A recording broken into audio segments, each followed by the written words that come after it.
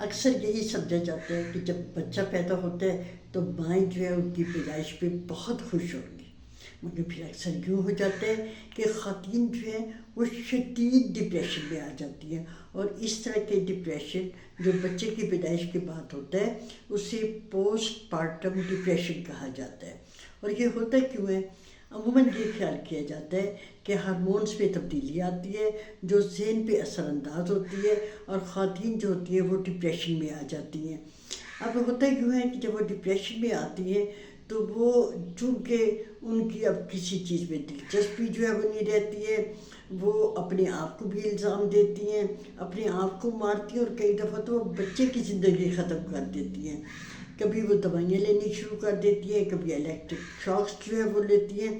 مگر میں آپ کو یہ بتاؤں کہ یہ سب کرنا جو ہے وہ نہ صرف ماں کے لیے بلکہ بچے کے لیے جس کو وہ دودھ پلا رہی ہوتی ہے بہت نقصان دہ ہوتا ہے۔ اب یوں ہے کہ میں آپ کو ایسے بے ضرر طریقے بتاؤں گی جس سے کہ نہ ماں کو نقصان ہوگا نہ بچے کو ہوگا۔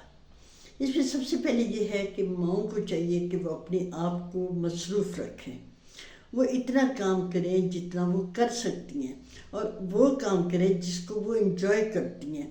اچھی گھر والی بننے کی ضرورت جو ہے وہ نہیں ہے، نہ وہ اپنے آپ سے زیادہ توقع رکھے نہ کسی اور سے توقع رکھے، اپنے آپ کو چست رکھے۔ اور وہ یوں ہے کہ اپنے بچے خود بھی جائیں سیر کے لیے، بچے کو بھی لے کر جائیں، کبھی کبھی بچے کو کسی کے پاس چھوڑ کر جائیں، اور تھوڑی چھوٹی موٹی جو ہے وہ ورزش جو ہے وہ گھر پر کریں، لیکن یہ خیال رہے کہ مناسب آرام کرے اور اپنی نیند بھی پوری کرے۔ اور یوں ہے کہ یہ کبھی نہ سوچیں کہ ہماری غلطی ہے یا ہم غلط کر رہے ہیں یا ہمارا دماغ خراب ہو گیا ہے۔ وہ یہ سمجھ لیں کہ بہت سے خواتین جو ہیں وہ ان پہ ایسی ہی بیت رہی ہوتی ہے، اور ان کے اندر تبدیلیاں جو ہیں وہ آ رہی ہوتی ہیں۔ وہ جو تبدیلیاں بچے کی پیدائش کے بعد آئی ہیں انہیں چاہیے کہ وہ اسے ایکسیپٹ کرے، اپنے آپ کو سپر مین جو ہے وہ نہ سمجھے، اور یہ ہے کہ جب بھی پرابلم ہو وہ اپنے دوستوں کے ساتھ، اپنے جو شوہر جو ہے اپنے پیاروں کو بتائیں کہ وہ کیا فیل کر رہی ہیں۔ اور یہ ہے کہ کئی ایسی خواتین جو ہیں وہ اس تجربے سے گزری ہیں، ان کا معلوم کریں، ان کے ساتھ پوچھیں کہ انہوں نے جب ان کے ساتھ ایسی گزری تو انہوں نے کیا کیا تھا۔